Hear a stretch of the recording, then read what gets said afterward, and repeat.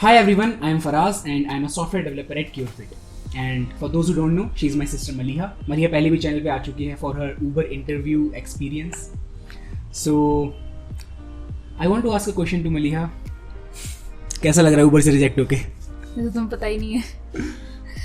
चलो एनीवेज, तो बहुत बुरा लग रहा है वैसे तो. जिस दिन रिजेक्शन आया था उस दिन रो भी गई थी मैं तो, इसको तो पता ही है. और काफ़ी बुरा लगा था, मतलब क्योंकि एक्सपेक्टेड था कहीं ना कहीं कि मिल जाएगा, लेकिन नहीं मिला. कोई बात नहीं. तो ऐसा हुआ था कि ऊबर हमारे कैंपस में आई थी एंड काफ़ी अच्छा इंटरव्यू गया था मलिया का. सो अगर आपको इंटरव्यू एक्सपीरियंस देखना है ऊबर का तो हमने ऑलरेडी उस पर वीडियो बनाई हुई है. You can just check out the description आपको लिंक मिल जाएगी. उसके बाद Maliya went for the internship. It was a virtual internship and it went completely fine. So in this video will be discussing कि किस वजह से रिजेक्शंस आ जाते हैं, क्या क्या चीज़ें आपको अपने माइंड में रखनी चाहिए एंड बैकअप प्लान क्या होना चाहिए, and how to overcome a rejection. Of course काफ़ी ज़्यादा लोगों को रिजेक्शंस होते हैं. Like meanwhile we are sitting for the interviews, तो स्टार्टिंग की कंपनीज में काफ़ी ज़्यादा रिजेक्शंस फेस करने पड़ते हैं. सो डीमोटिवेट नहीं होना है एंड अपना एक बैकअप प्लान हमेशा बना के रखना है. So we'll be looking at the things that Maliya followed. So let us start. So the very first thing is how was the internship experience at Uber. So internship experience तो काफ़ी बढ़िया रहा था. मतलब एक तो हर रोज़ कुछ ना कुछ सीखने को मिल रहा था वहाँ पे नया, क्योंकि बहुत सारी टेक्नोलॉजीज़, एक कंपनी की इंटरनल टेक्नोलॉजीज़ भी होती हैं काफ़ी सारी, तो वो सीख रही थी मैं हर रोज़. और इतनी सारी टेक्नोलॉजीज़ जिनका मैंने कभी सोचा भी नहीं था कि मैं इनके साथ काम करूँगी, वो वाली टेक्नोलॉजीज़ मुझे रोज़ लर्न करने के लिए मिल रही थी. और इतने सारे सीनियर एम्प्लॉयज़ थे, उनके साथ इंटरेक्शन हुआ मेरा. और इतने सारे बढ़िया बढ़िया इवेंट्स उन्होंने ऑर्गेनाइज किए थे. जैसे विमेन इन टेक का एक इवेंट था, वर्चुअल डीजे था, वर्चुअल लंच था, और एक पूरी एक वीक की हमारी इंटर्न ओलंपिक्स भी चले थे, जिसमें ना इंडिया के ही नहीं बाकी जो बाहर के जो इंटर्न्स हैं उनके साथ भी हमें इंटरेक्शन का चांस मिला था. बहुत सारे उन्होंने इवेंट्स भी ऑर्गेनाइज किए थे, कॉम्पिटिशन्स थे उसमें. पूरा एक वीक का वो था. और उसके इवेंट्स में पार्टिसिपेशन के अलावा ना वो ऐसे काफ़ी सारे मतलब चीज़ें भी देते थे. जैसे हमें लंच दिया था, वर्चुअल लंच जो था उसमें हमें कुछ एक लिमिट दी हुई थी कि इस अमाउंट का आप ऑर्डर कर सकते हो अपने लिए कुछ खाने पीने का, एंड पेमेंट कंपनी करेगी. ऐसी 3-4 बार हुआ था. मैंने इतने पिज़्ज़ा खाए ना मलिया की इंटर्नशिप में कि मुझे पिज़्ज़ा के नाम से मतलब ऐसा लगता है कि नहीं, पिज़्ज़ा नहीं खाना. बस इतने पिज़्ज़ा मंगवाए हम लोगों ने उस वाले लंच के जो वो लोग देते थे लंच उससे. So it was completely fine. बहुत ही अच्छा उनका जो प्रोसीजर है इंटर्नशिप का, बहुत ही अच्छा प्रोसीजर है, बहुत ही अच्छा मेंटरशिप का प्रोसीजर है. ये चीज़ें इसलिए और ज़्यादा करते हैं ताकि मतलब अच्छा लगे कि we are an intern at Uber, we are interning at Uber. तो उसका एक अच्छा एक्सपीरियंस हमें मिले और हमें स्पेशल फील कराते हैं कि भाई तुम इंटर्न कर रहे हो ऊबर में. और ये तो इवेंट्स की बात हो गई. और फिर काफ़ी भाई प्रोजेक्ट्स पे आपको रियल वर्ल्ड एक एक्सपीरियंस मिलता है प्रोजेक्ट पे काम करने का, जो कि अपने आप में एक बहुत अच्छा एक्सपीरियंस होता है. तो या overall it was a very good experience. Yes, although we can not tell the salary कितनी थी, स्टाइपेंड कितना था, बट जिन्होंने मेंशन किया हुआ था ना कॉलेज में उससे उन्होंने ज़्यादा ही दिया था. I don't know why, but उससे काफ़ी ज़्यादा दिया था उन लोगों ने. So it was a surprise. ठीक है, तो इंटर्नशिप एक्सपीरियंस तो काफ़ी अच्छा था. इनफैक्ट अक्षय सैनी सर भी आए थे मलिया के पीपीटी में, राइट? या एक पोस्टर प्रेजेंटेशन होती है एक उसमें, जिसमें जो आपको प्रोजेक्ट अपना प्रेजेंट करना होता है, थोड़े छोटी 4-5 स्लाइड्स की, ज़्यादा नहीं. और बाकी जो एम्प्लॉयज़ होते हैं वो चेंज कर करके से जूम की जो रूम्स होते हैं, रूम्स क्रिएट कर दिए जाते हैं. वो अलग अलग रूम्स पे जाके और लोगों की, बच्चों की प्रेजेंटेशंस देखते हैं जो इंटर्न्स होते हैं उनकी. यस, और यूजुअली क्या होता है, whenever you go for internship और मे be a full time opportunity, you have to learn certain technologies. जहाँ पर उस ऑर्गेनाइजेशन में जिस टेक्नोलॉजी पे काम हो रहा है, you have to learn that. So internship में चैलेंजिंग पार्ट यही है that within that time of internship, 2 महीने का टाइम होता है इंटर्नशिप का. So first thing is you have to learn all those technologies, master them, understand the code base जिस पे ऑलरेडी किसी ने काम किया हुआ है, understand the code base and then contribute towards that. तो ये थोड़ा सा चैलेंजिंग होता है. Internships are more challenging than the full time opportunities. There you get time, आपको टाइम मिलता है पूरा. ऑलराइट, और बिहाइंड द सीन इंटर्नशिप में बिहाइंड द सीन एक प्रेशर रहता है कि यार रिजेक्शन होगा, सिलेक्शन होगा. और एक डायलेमा जो बहुत ज़्यादा क्रिएट होता है वो ये है कि यार मैं इंटर्नशिप पे फोकस कर लूँ ताकि मुझे यहाँ से पीपीओ मिल जाए, या फिर मैं बैकअप प्लान बना के कोडिंग कर लूँ. तो बैलेंस नहीं कर पाते लोग उसके बीच में. कुछ लोग सोचते हैं कि अगर मैंने कोडिंग में टाइम दिया तो इंटर्नशिप का परफॉर्मेंस कम हो जाएगा और मेरे पीपीओ के चांसेस कम हो जाएंगे. कुछ लोग सोचते हैं कि मैं अच्छी कंपनी के लिए तैयारी कर लूँ लेकिन यार यहाँ से पीपीओ नहीं मिला तो. सो ये डायलेमा क्रिएट होता है. We will tell how we organize things in that. मैंने मलिया को पहले बता दिया था एक्चुअली कि कोडिंग छोड़नी नहीं है. ठीक है, you are in a good company, PPO मिल जाता है, बहुत अच्छी बात है. इन केस 99% मान लो कि मिल जाता है, 1% अगर नहीं मिलता, you must have a backup plan for that. तो इसीलिए मलिया ने कोडिंग नहीं छोड़ी थी बीच में. Daily she use to do leet code questions. और बाय द वे, आपको अगर प्रैक्टिस करनी है then I have a DSA sheet of 250 questions जो कि मैंने मलिया से भी करवाई थी. There are most frequently asked questions and most frequently asked topics as well.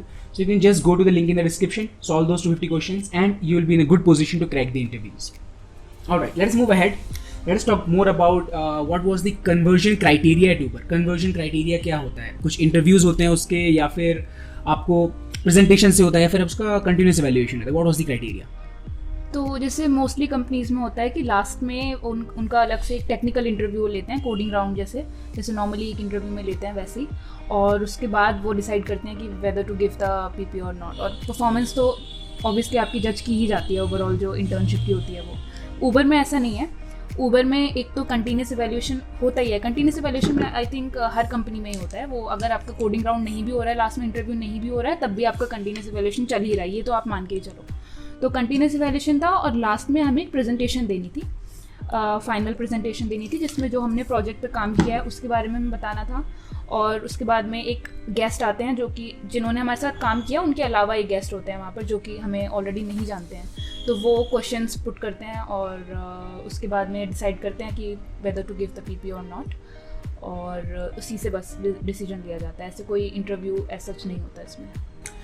Yes, but this is not true for all the companies. कुछ companies होती हैं. In fact the company in which I intern, SCP Labs, तो उसमें क्या था, there was a separate interview process for that. Although there was a continuous evaluation and manager feedbacks, but apart from that there was a technical interview जिसमें normal जो interview होता है ना आपका, DSA राउंड्स, देन आपका subject, theoretical part, ये सब था उसमें. ठीक है, मेरे प्रोजेक्ट के बारे में उससे कुछ नहीं पूछा था. शॉकिंगली जो मैंने प्रोजेक्ट पे काम किया है उसके बारे में कुछ नहीं पूछा उसमें. The things were DSA questions, then object oriented programming, oops and all. Alright, so let us move ahead. Let me ask you, what was the date in which you got the results? कितना time लगता है मतलब internship के बीच में and results के बीच में कितना gap होता है? वैसे ये I think year two year very कर सकता है, लेकिन इस बार लेट स्टार्ट हुई थी ऊबर की इंटर्नशिप काफ़ी, तो उन्होंने रिजल्ट्स जल्दी डिक्लेयर कर दिए थे क्योंकि उन्हें कंपनी कॉलेजेस में जाना भी होता है ना, उससे पहले वो अपने रिजल्ट्स डिक्लेयर कर देते हैं. तो within a week internship खत्म होते ही नेक्स्ट वीक में हमें रिजल्ट्स पता चल गए थे. मुझे याद है कि मलिया का रिजल्ट आया उसमें रिजेक्शन लिख के नहीं आता, उसमें बस ये लिख के आता है कि 200 सेलेक्टेड हैं. ऑफिशियली नहीं आया था वो, मैंने पूछा था प्लेसमेंट कोऑर्डिनेटर से जो हैंडल कर रहा था ऊबर का. अच्छा, मलिया ने एक्चुअली प्लेसमेंट कोऑर्डिनेटर से पूछा था. तो द प्लेसमेंट कोऑर्डिनेटर सेड कि unfortunately your name is not there, और मलिया's रिएक्शन वाज कि भाई नहीं हुआ भाई नहीं हुआ और में नहीं हुआ. बहुत टेंशन में आ गई थी. And suddenly she started crying. तो मैंने कहा कि कोई बात नहीं यार, तैयारी तो है अपनी, और कंपनीज आने वाली हैं कैंपस में, बहुत सारी कंपनीज आएंगी भी अच्छी. तो उसके कुछ टाइम बाद ही मलिया ने एक बहुत अच्छा ऑफर क्रैक किया है, which we will be telling in the very next video. तो उसके लिए थोड़ा सा वेट करिए, आपको बताएंगे कि किस कंपनी में मलिया का सिलेक्शन हुआ है फाइनली एंड क्या प्रोसीजर था उसका. We will discuss everything. तो मलिया और कोई टिप्स देना चाहोगी अपने व्यूअर्स को जो कि इंटर्नशिप के लिए जाने वाले हैं, ताकि आपकी तरह रिजेक्शन फेस ना करना पड़े? तो सबसे इम्पोर्टेंट तो ये बात है कि मेरा ये था, मैंने गोल्स पे इतना फोकस कर लिया था, अपने टास्क पे इतना ज़्यादा फोकस्ड हो गई थी मैं कि मेरा बस यही था कि बस यही टास्क कंप्लीट कर लूँ मैं, इसके अलावा मैं इधर उधर का कुछ नहीं देख रही थी. तो ये रीज़न था जिसकी वजह से मुझे रिजेक्शन फेस करनी पड़ी. तो मेरे मैनेजर ने भी काफ़ी सारी जो मेरी मीटिंग्स होती थी उसमें वो यही बोलते थे बार बार कि आप अपने गोल्स के अलावा भी एक्सप्लोर करो और चीज़ें. अगर आपको कोड बेस में अपने टास्क के अलावा कुछ और चेंजेस करने की रिक्वायरमेंट आपको लग रही है, आप वो देखो और उसमें हमें बताओ कि ये चेंजेस हम कर सकते हैं अगर आपको लग रहा है तो मैंने ये सारी चीज़ें, मैंने एक तरीके से ये था कि मेरा कि गोल्स कंप्लीट कर लूँ मैं किसी भी तरीके से, क्योंकि अगर वो रह गया तो पक्का ही रिजेक्शन है. तो ये सोच के मैं बस उसी में लगी रही और इस वजह से मैं बहुत ज़्यादा एक्सप्लोर नहीं कर पाई और टेक्नोलॉजीज़ पे मैं बहुत ज़्यादा अच्छे से नहीं उनके बारे में पढ़ पाई थी. तो मेरी टिप पहली यही होगी कि अपने गोल्स के अलावा भी चीज़ें देखो, और जो कोड बेस है उसमें जहाँ आप काम कर रहे हो उसके अलावा भी आप जो भी कोड बेस है ओवरऑल वो पूरा का पूरा देखो, और उसमें चेंजेस अगर ज़रूरी नहीं है कि आप मतलब ढूंढने लग जाओ कि कहाँ पर क्या कमी है, ये नहीं करना. अगर आपको रिक्वायरमेंट लग रही है कहीं, अगर जब आप गो थ्रू कर रहे हो कोड बेस से, तब आप वो पॉइंट आउट कर सकते हो। एंड कोई ऐसा ऑफेंसिव चीज़ नहीं होती अगर आप भी सोचोगे कि भाई ऑफेंड ना हो जाए, मैंने अगर ये चेंजेस बता दिए तो मेहनत से बनाया है प्रोजेक्ट, तुमने चेंजेस बता रहे हो, नहीं कोई ऑफेंड नहीं होता, डेडिकेटेड इन पॉजिटिव वे। और ये मलिहा के एक्चुअली कंटिन्यूअस इवैल्यूएशंस होते थे एंड रिव्यूज होते थे, तो she used to tell me कि ये मुझे फीडबैक दिया गया है, काफ़ी इसमें इस चीज़ में तारीफ की गई है, एंड यहाँ पर ये पॉइंट आउट किया है that you are not curious, आप थोड़ी क्यूरियोसिटी दिखाओ। ये मुझे मिड रिव्यू में भी बोला गया था कि क्यूरियस नहीं हो तुम, मतलब थोड़ा सा क्यूरियस और हो, तो मैंने वो चीज़ ज़्यादा सीरियसली नहीं ली, और जिसका कंसिक्वेंसेज अब देख रहे हो आप लोग। तो यही है कि आप क्यूरियस माइंड से देखो, जो कुछ भी देखो, कहीं भी अगर आपको डाउट लग रहा है तो don't hesitate to ask questions. आप क्वेश्चंस जितने चाहो उतने पूछ सकते हो, और अपने मेंटोर या मैनेजर से ही नहीं, आप ओवरऑल पूरी टीम से इंटरेक्ट करो, क्योंकि वो भी लास्ट में आपका इवैल्यूएट होता है कि आपने और किससे इंटरेक्ट किया और कैसे इंटरेक्शन का तरीका आपका कैसा था। तो ये चीज़ें भी काउंट होती हैं। तो explore as much as you can, और उसके अलावा इन्जॉय योर इंटर्नशिप, क्योंकि वो एक एक्सपीरियंस होता है ना जो आपको एक पहली बार मिलता है, वो एक्सपीरियंस कि आप रियल वर्ल्ड प्रोजेक्ट पे इतने बड़े इतने सीनियर एम्प्लॉयज़ के साथ काम कर रहे हो। तो enjoy, take it in positive way, जो भी फीडबैक मिल रहा है हमेशा उसको पॉजिटिवली लो, don't feel sad about, don't feel bad about anything. और वो हमेशा आपको सच ही बताएंगे, मतलब ऐसा कुछ नहीं है कि उनके आपसे कोई ग्रजेस है जो आपको बुरा बोलेंगे, वो आपकी भलाई के लिए ही बोलेंगे। और इसके अलावा ना मेंटोर और मैनेजर पे बहुत कुछ डिपेंड करता है। लाइक काफ़ी बार ऐसा होता है कि मेंटोर और मैनेजर बहुत लीनियंट मिल जाते हैं, तो वो इतना ज़्यादा नहीं देखते हैं। लेकिन कुछ ऐसे होते हैं, जैसे इन माई केस मेरे मैनेजर ने हमेशा मुझे यही बोला कि एक्सप्लोर, तो वो मुझसे कुछ एक्स्ट्राऑर्डिनरी एक्सपेक्ट कर रहे थे जो कि मैं नहीं कर पाई।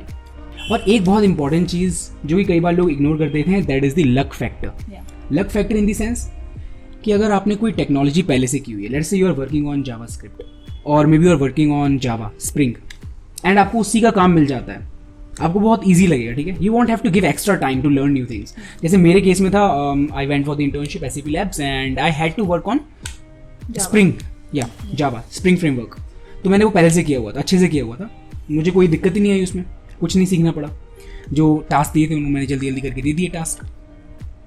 इन Maliha's case the language was Go, जिसके बारे में मैंने सुना था ना मलिहा ने सुना था, सो इट टुक टाइम। तो ये एक लक फैक्टर है। दूसरा लक फैक्टर ये होता है कि लेट्स से आपका अगर कंटिन्यूस इवैल्यूएशन ना हो करके इंटरव्यू हो जाता है, I am not talking about Uber, I am talking about other companies, तो उस केस में मान लो कि आप नहीं कर पाए क्वेश्चन, पूरा गया ना, पूरा इंटर्नशिप आपने किया, तो लक इज अ फैक्टर। इसीलिए be prepared for the upcoming companies which are going to visit your campus और मे बी ऑफ कैंपस की भी तैयारी करके रखो, कैंपस की भी तैयारी करके रखो, ठीक है।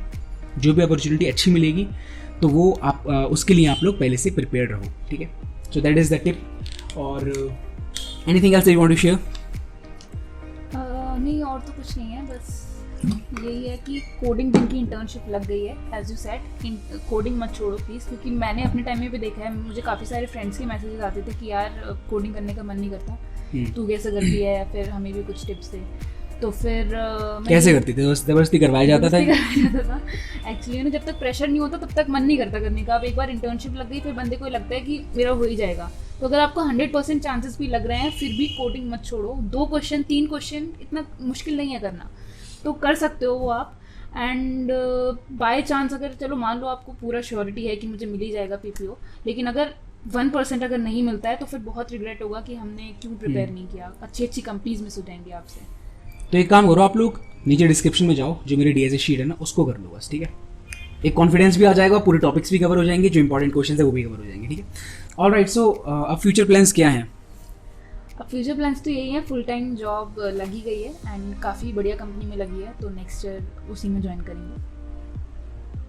Till then we will be creating content for you, tips, strategies and some really good content जो कि पढ़ाई से रिलेटेड होगा, एंड देख लिया करो पढ़ाई से रिलेटेड कंटेंट भी। So I will be making some playlist, I will be starting with link list, so just wait for that. जब पूरी प्ले लिस्ट बन जाएगी then I will launch all the videos together. So if you like the video make sure to give it a like. Channel पे अगर नए हैं तो channel को सब्सक्राइब कर देना, और बाकी आप लोग वीडियोज़ एक्सप्लोर कर लीजिए, how to stay consistent, interview experiences, बाकी सब कुछ चैनल पे ऑलरेडी पड़ा हुआ है। Thank you.